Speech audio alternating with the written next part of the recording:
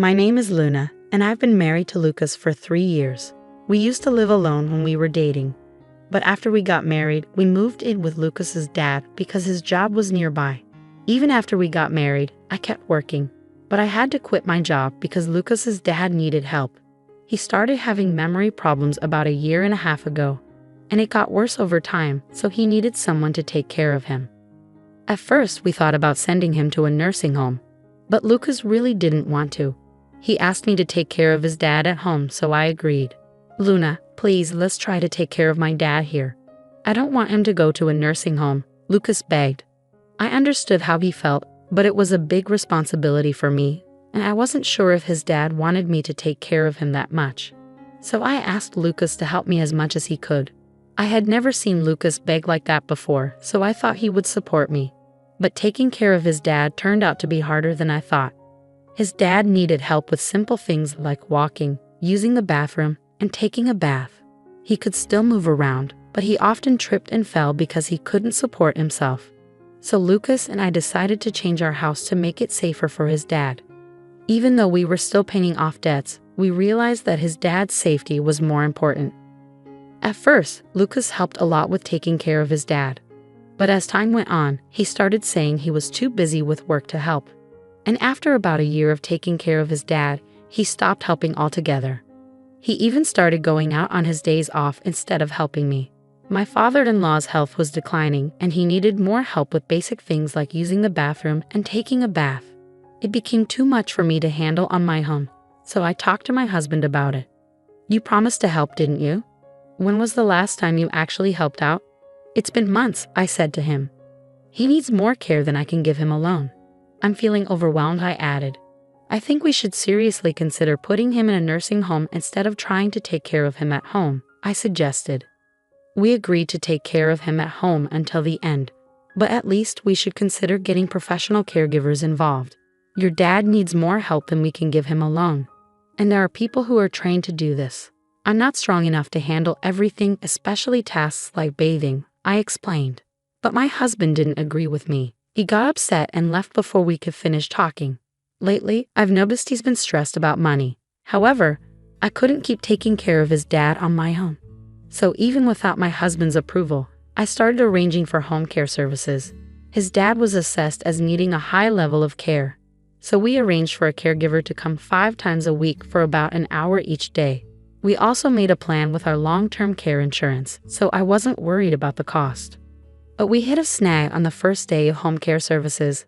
Hi, I'm Mira, your caregiver.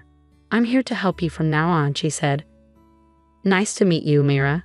I'm looking forward to working with you, I replied. While the caregiver was talking to my father-in-law, she also taught me some nursing techniques.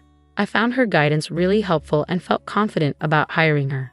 But when my husband came home and saw her, he got really angry. Luna, I never agreed to home care services. What's going on? He yelled at me. But I've been telling you that I can't do this all by myself anymore. I didn't do this without telling you. I'm sorry, Miss Caregiver, but please go home for today. I tried to explain, but he didn't want to listen and sent the caregiver away. Why did you arrange for home care without my permission? I'm the one who decides things around here. You're a terrible wife for not listening to me. You can handle caregiving alone. Don't waste money, especially since we still have to pay off the loan for the renovation. Why can't you see what I'm saying? I've told you many times that I can't do this all by myself, Lucas. You've stopped helping with caregiving, haven't you? That's not keeping your promise. And the renovation was necessary for safety. If your dad falls and gets hurt, taking care of him will be even harder. You might not get it because you haven't been doing any caregiving for over 1 year now. Why are you bringing this up all of a sudden? Besides, you're not working, so it's your job to take care of him, right? Who do you think is paying off the loan for that renovation? No matter how much I tried to explain, my husband didn't understand. He really believes that I should do everything by myself. After that, I only had the caregiver come when my husband was at work. Talking to her about not just caregiving, but also the issues with my husband and getting advice was really helpful. After months of the same routine, one day my husband unexpectedly offered to take care of his dad himself. You've been cooped up for over 1 year. Go treat yourself. I'll handle everything today, he said. I happily accepted his offer, I got a long overdue haircut and enjoyed some time at a coffee shop I used to frequent. But after about 4 hours, I started feeling anxious about leaving my inexperienced husband in charge, so I decided to head home early. When I got back, the house was unusually quiet. My father-in-law was peacefully asleep in his room. Assuming my husband had also worn himself out and fallen asleep, I went to check the bedroom, but he wasn't there. As I sat in the quiet house, I noticed an envelope placed on the dining table. When I opened the envelope, I found divorce papers already filled out along with a letter. The letter took me completely by surprise. Even after we divorce, please continue taking care of my dad. I'm going on a trip for a week, so please file the divorce papers. As I read those words, it hit me. His sudden offer to take care of his dad was just a way to get me out of the house so he could prepare for his trip. And the fact that he had already prepared divorce papers was a shock. What's more, he expected me to continue caring for his dad even after we split up. I couldn't comprehend his thinking at all, so I called him immediately. When I read the letter, I found the divorce papers. What's going on? Who are you going on a trip with? I'm at the airport about to board. I'm busy, and frankly, I don't care anymore. It doesn't matter who I travel with. We're getting divorced. Just make sure those papers are filed by the time I get back from my trip. That's all. With those words, my husband abruptly ended the call and hung up. Just before the line went dead, I heard a woman's voice calling out his name on the other end. It became clear that he was with someone else, the person he was traveling with. We'd only been married again for 3 years, and now I was facing the possibility that he was having an affair. As I thought about how he might have been cheating on me while I was busy taking care of his dad, tears of regret filled my eyes. Luna, my father-in-law's voice called out to me as I left. He had been struggling to remember my name lately, but today he said it clearly. Worried about how well my husband had taken care of him while I was away, I hurried to see him. Father, are you feeling all right? Did everything go smoothly while I was out? I asked, concerned for his well-being. Luna, is the caregiver coming today? My father-in-law seemed surprisingly lucid and able to hold a conversation. No, she won't be here until tomorrow morning, I replied. Ah, I see. Could you bring me some paper and a pen? He requested. My father-in-law, who usually struggled with writing due to his condition, seemed different today, more refined. I remembered reading that writing could help with dementia symptoms, so I agreed and fetched him some paper and a pen. He began writing something, but I couldn't see what it was. After he finished, he placed the paper in an envelope and handed it to me. Give this to the caregiver when she comes tomorrow, he said before drifting back to sleep. Was this some sort of dementia exercise with Mila? Although I was curious about the letter's contents, I decided not to peek. Later, when my father-in-law woke up, he seemed to have forgotten everything, even my name. It left me wondering what had happened. That night, after he had gone to bed, I found myself pondering over the letter and divorce papers again. Reflecting on my husband's recent actions, I began to realize there might have been signs of something suspicious. I had been so focused on caregiving that I hadn't paid attention to him. If he was indeed cheating, part of me wanted to divorce him immediately and leave. But I couldn't abandon my father-in-law. Besides, without a job while taking care of him, I worried about supporting myself after a divorce. As morning arrived, I still hadn't made a decision. Mira came by, and I handed her the letter from my father-in-law. After reading it, she approached me looking troubled. And then, the caregiver. I'm here to support you, Luna. We've built a friendship, and moments like these are more common than you might think. I'm here for you, Mira reassured me with a kind smile. The letter is about me getting a divorce? I asked, feeling confused. Yes, it seems Mr. Henry noticed something wasn't right and asked me to step in. He wrote in the letter about his wishes regarding his estate. There's more to it, but we can discuss that later. Since your husband will be back soon, let's act quickly, Mira suggested. With that, Mira arranged for another caregiver to take over Mr. Henry's care and urged me to follow her. We ended up at a law firm. Mira, why are we here? I asked, puzzled. You'll understand once we're inside, Mira replied cryptically. Even though I was still confused, I followed Mira into the building. Thank you for coming today. I'd like to discuss a request I received from Mr. Henley regarding gifting property during one's lifetime. Specifically to you, Luna, the lawyer explained as we took our seats. The lawyer handed me a document and said, yes, it's notarized. Mr. Henley requested this document prepared by Mira. It states that Mr. Henley wishes to gift you $36,000 and his apartment during his lifetime. Stunned by this revelation, Mira started to explain. On the first day of my home visit, Mr. Henley mentioned this. He wanted to express his gratitude to you, Luna.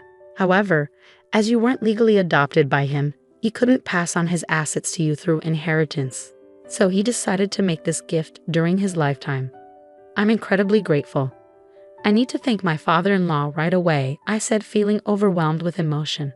Before we head back, there's one more place we need to stop by, Mira said, leading me out of the law firm. We made another quick stop before finally returning home. Once we were back, I expressed my heartfelt gratitude to my father-in-law, even though he didn't seem to fully understand. I kept telling him how thankful I was. Sadly, 3 days later, he passed away due to complications from his worsening dementia. I tried calling my husband, who was still traveling abroad, but he didn't pick up, perhaps assuming it was about the divorce. There's no other option, Mira said, guiding me through the necessary arrangements. As we gathered with relatives to make preparations, my husband's absence, being the biological son of my father-in-law, was a point of contention for some. 2 days later, my husband returned home, completely unaware of what had transpired. He was immediately bombarded with questions from all sides. Hey, help me out here. I swear I'm not cheating. I was just taking a vacation to unwind after being a caregiver every day, my husband protested. You can't lie twice. Even if you claim you were caregiving, there's no evidence to support that, I countered. I know for a fact that you went on that vacation with your mistress. Security cameras at the airport caught you two acting like lovers, I added firmly. With that revelation, my husband seemed to resign himself to the judgmental stares from the relatives. Several days later, once the tension had eased, I proceeded to file for divorce. I planned to move into the apartment my father-in-law had gifted me before his passing. As I made preparations for the move, my husband called. Luna, where are you? I just found out that I'm not the beneficiary of his life insurance, you are. All I was supposed to get was his life insurance. What are you going to do about this? He demanded. What did you tell my dad while you were taking care of him? You and that female caregiver must have conspired together.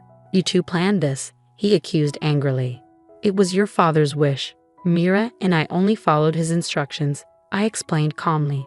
Well, we're divorced now, and you and your mistress will be hearing from my lawyer soon. Make sure to pay up for the compensation, I added firmly. What do you mean we're divorced? Besides, since you got my dad's life insurance, you can consider it as your consolation money, right? So I don't owe you anything, my husband retorted arrogantly. It seemed he had forgotten that he had left me the divorce papers to file before he left for his trip. I was surprised by his callous attitude. The divorce papers were left by you with a letter asking me to submit them, weren't they? And the life insurance is a precious inheritance from your father, not something I received from you. So you should cover the compensation, I insisted firmly. My husband was speechless at my words, unable to respond. We realized we weren't making any progress and decided to end the call. He continued to call several times afterward, but following Mira's advice, I changed my phone number. I still see Mira occasionally. Even after my father-in-law passed away, she did more for both him and me than my own family, including my husband. I'm truly grateful to her. Eventually, it seemed that the truth reached my husband and his mistress, and I received a call from their lawyer. Lucas told me you were the one in charge, even though I didn't know the full story. I'm sincerely sorry for going on that trip while Lucas's father was struggling. I've already paid the compensation, and I don't plan to see Lucas anymore, she said. That's how things went down. I thought they might refuse to pay, so I was surprised when they didn't. I can't figure out why someone smart like her would fall for my husband. Anyway, he ended up having to pay her in bits. She was pretty well off, and my husband, trying to impress her, spent almost all his savings. I even heard he paid for a fancy trip out of his own pocket. Whether he blew through his savings or not doesn't really matter to me. I'm determined to make him pay back every cent, even if it takes a while. Luckily, we have a family home under my father-in-law's name, so finding a place to live won't be an issue. But with the payments for the loan we took out for elder care, along with the compensation we have to pay each month, it's going to be tough. Even if we deduct it from my husband's paycheck, he won't have much left over. And since our relatives all know about it, he can't exactly ask them for help. I hope he learns from his mistakes. I moved into an apartment my father-in-law gave me, which I get to keep for life. Life's comfortable now. I'm using the money I inherited from my father-in-law to study caregiving. Mira's helping me out too. I want to be a caregiver like her, someone who can really support families.